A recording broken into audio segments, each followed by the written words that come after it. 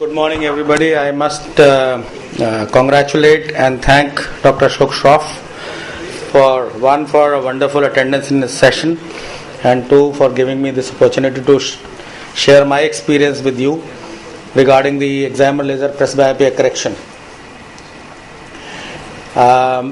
This is a multifocal profile, and basically based on the array kind of multifocal IOL which we used to implant almost 10 to 12 years ago.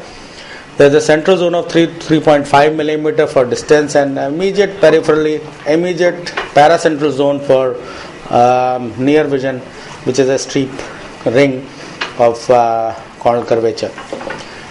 Mostly we do up to the age of, in fact it is written 45, but up to the age of 55, and we can do up to the age of 45 a correction of 2.25 diopters, so that it lasts for about 8 years or so, and any age above 50 a correction of 3 diopters is targeted, so that we can target that patient for a long time presbyopia correction.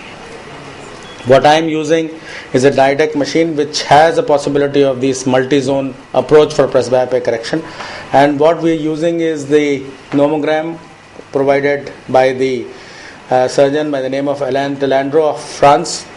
A large hyperopic correction zone of 9 to 9.5 millimeter is advised in these cases, so that there is an ample correction of hyperopia, and then we can compensate it with myopic correction in the center of 3.3 to 3.5 millimeter, and so a multi-zone called profile is achieved. And in these cases, for making a ablation size of 9 to 9.5 millimeter, it is mandatory to have a flap size of large, about 10 millimeter, and the only two keratomes are available. One is the SBK by Moria, and the other is femtolaser, which can give you large flap with the hyperopic correction for the hyperopic correction. The ideal candidates are females, the presbyopes along with the hyperopia, age between 50 and 55, and not in a very visually demanding profession, so that they are not driving and not doing lot of near work, not people who are very demanding in their near work, so that they just go to the parties and all those fashion conscious ladies. So for them, glass is a hamper thing in their beauty, and otherwise they can manage with a little bit of compromised near vision.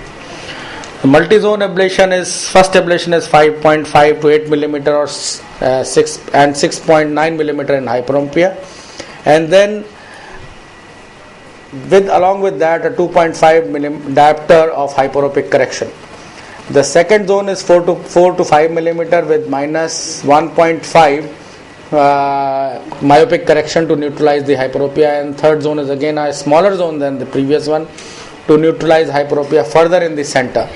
So what I am talking I think will be visible better with the video which I have.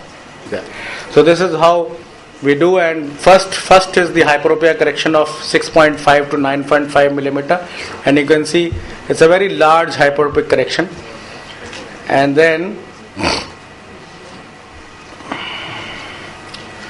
first was the hyperopic astigmatism. This is the spherical hyperopia. So whatever is the hyperopia, suppose the patient is hyperopic by about 2 diopters, then an additional 2.5 for presbyopia.